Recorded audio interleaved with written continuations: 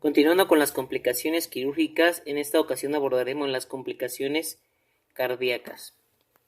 La hipertensión arterial se va a presentar en el 25% de los posoperados, más aún si son hipertensos ya establecidos en tratamiento.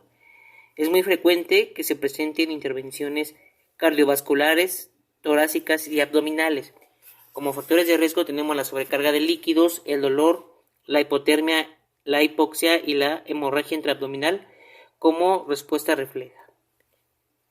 Las manifestaciones de la hipertensión arterial postoperatoria se van a establecer al momento de monitorizar al paciente. Vamos a encontrar elevaciones de la presión diastólica por arriba de 90 y de la presión sistólica por arriba de 140 y aquellas presiones sistólica por arriba de 160 y diastólica por arriba de 110 van a conferirle al paciente mayor riesgo de accidentes cardiovasculares e incluso la muerte. Por eso es muy importante el adecuado control preoperatorio en pacientes hipertensos crónicos para el momento de la realización de cualquier cirugía.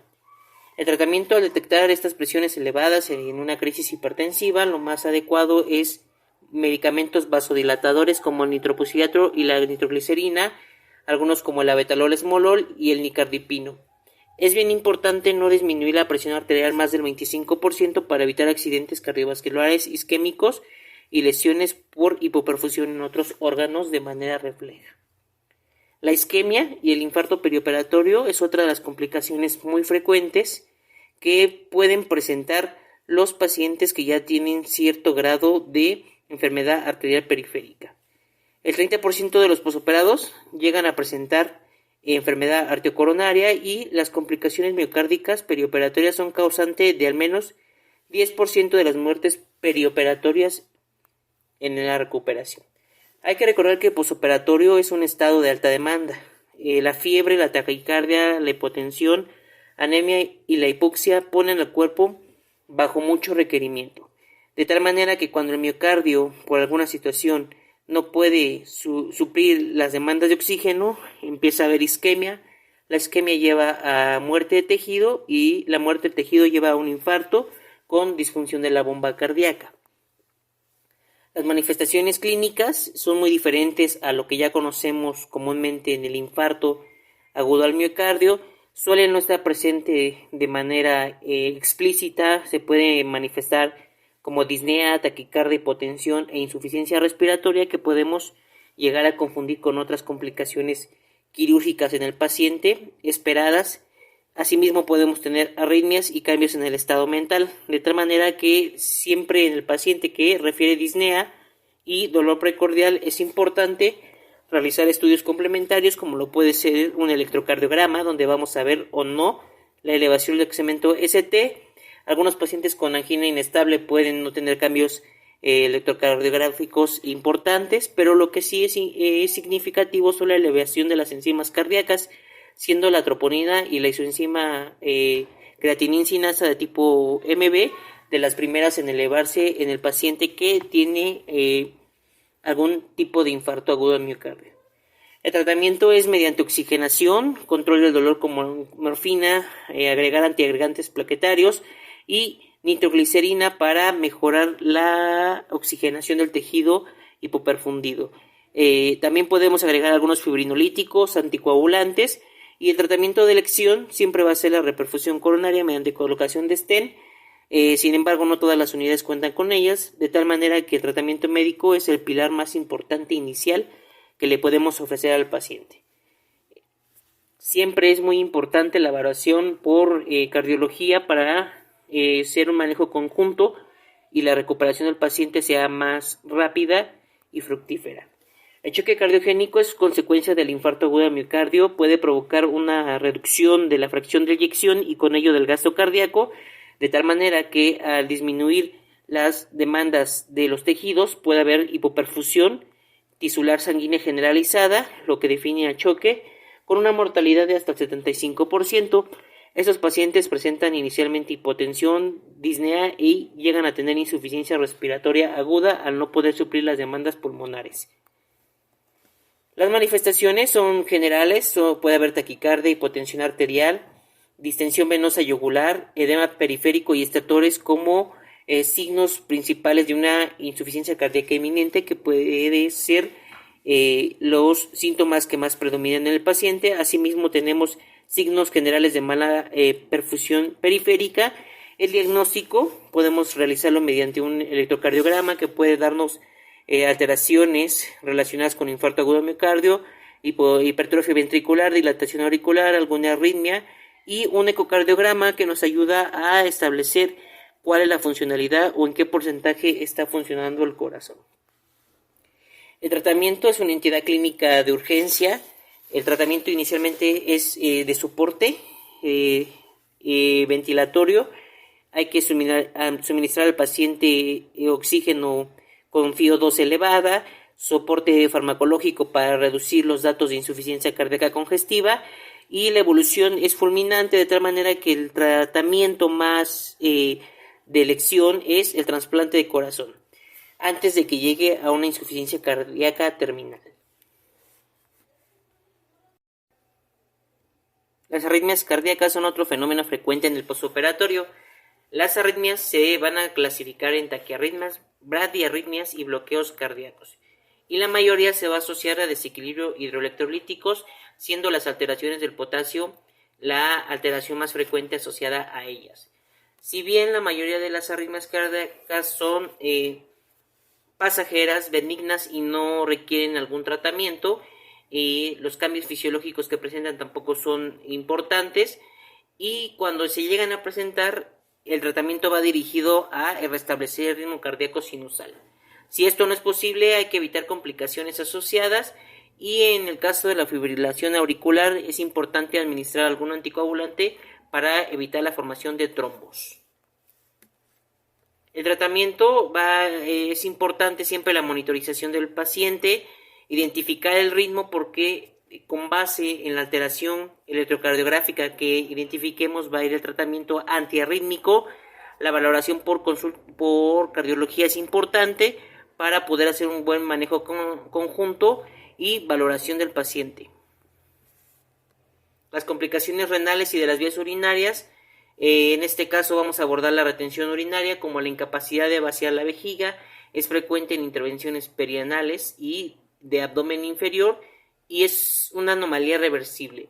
Se encuentra muy asociado a la administración excesiva de líquidos intravenosos y se manifiesta por dolor en hipogastrio, sensibilidad en mi abdomen inferior, urgencia miccional, y a la palpación podemos observar distensión y globo vesical.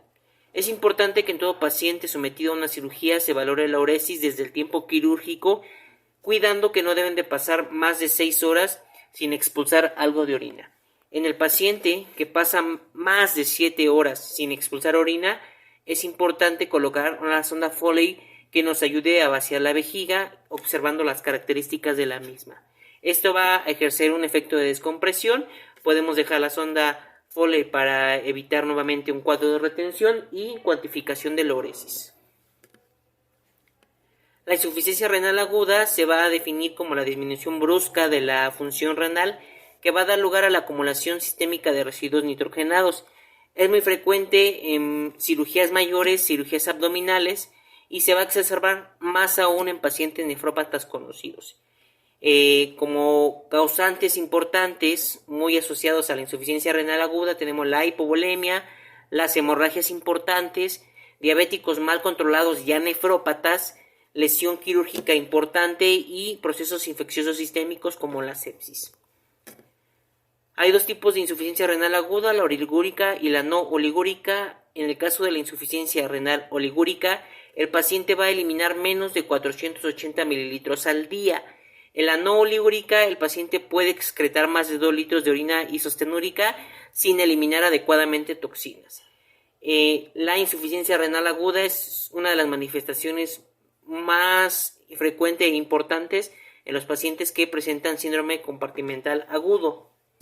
Los factores precipitantes en el postoperatorio se encuentran en su mayoría en la entrada o de causa prerrenal. De estos, la hipovolemia por fuga al tercer espacio, por hemorragia, deshidratación, son de las más frecuentes. De tal manera que uno de los principales pilares de tratamiento, en este caso de insuficiencia renal aguda renal, es la adecuada hidratación del paciente. Tenemos otro factor precipitante o otra causa, como puede ser las lesiones parenquimatosas o de causa renal. Entre ellas es la isquemia renal, algunos fármacos nefrotóxicos que dañan las nefronas, algunos medios de contraste y las nefritis intersticiales. En las causas por renal nos vamos a encontrar aquellas obstrucciones de la vía de salida y puede asociarse a litiasis vesical o algunos como crecimiento prostático exacerbado por la cirugía. La prevención siempre es importante, evitar la hipovolemia en el paciente, de tal manera que la hipotensión y la hipoperfusión tisular se deben de evitar, adecuando a una restitución hídrica acorde a las necesidades del paciente. Los fármacos, hay algunos fármacos nefrotóxicos, como algunos antibióticos, especialmente los aminoclócidos, que pueden deprimir la función renal en el paciente ya establecido con deterioro de la función. De tal manera que hay que evitar estos fármacos y en el caso de que sean necesarios tenemos que ajustar la dosis de acuerdo a la tasa de filtración glomerular. El diagnóstico del paciente siempre es muy importante evaluar de manera cercana a los azuados y en el paciente que presenta anuria y que no es nefrópata conocido en un posoperatorio inmediato, esta anuria siempre va a ser de tipo posrenal mientras no se demuestre lo contrario. Siempre es importante en el paciente que no orina, que no es nefrópata, revisar la vejiga, que no esté reteniendo orina y podemos hacer una desobstrucción con uso de la sonda Foley como ya lo habíamos comentado. El diagnóstico se va a establecer mientras observamos cómo se eleva la creatinina sérica, disminuye la depuración de creatinina y la excreción urinaria no sobrepasa más de los 400 mililitros al día, es decir, el paciente no debe de orinar por lo menos de 20 mililitros por hora.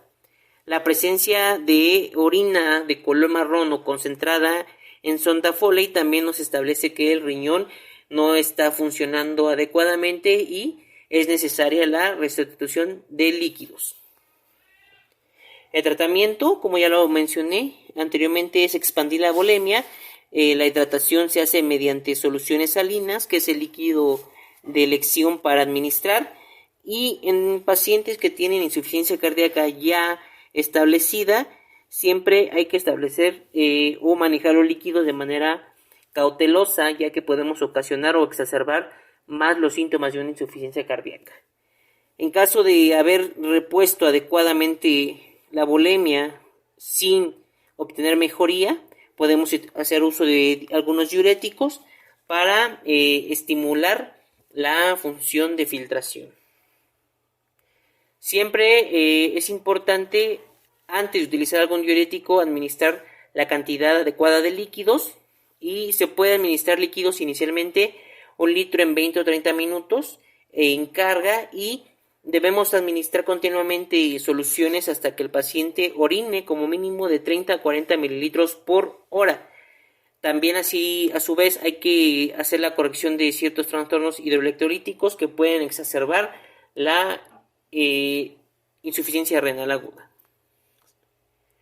Hay algunas indicaciones cuando ya no funciona la adecuada reinstitución de líquidos, cuando ya utilizamos diuréticos y el riñón sigue sin mostrar mejoría con tratamiento médico. Hay algunas indicaciones para hemodiálisis urgente, en las cuales pueden ser el potasio por arriba de 5.5, acumulación de productos nitrogenados, acidosis metabólica persistente, síntomas de uremia, encefalopatía y datos de disfunción plaquetaria causante de hemorragias.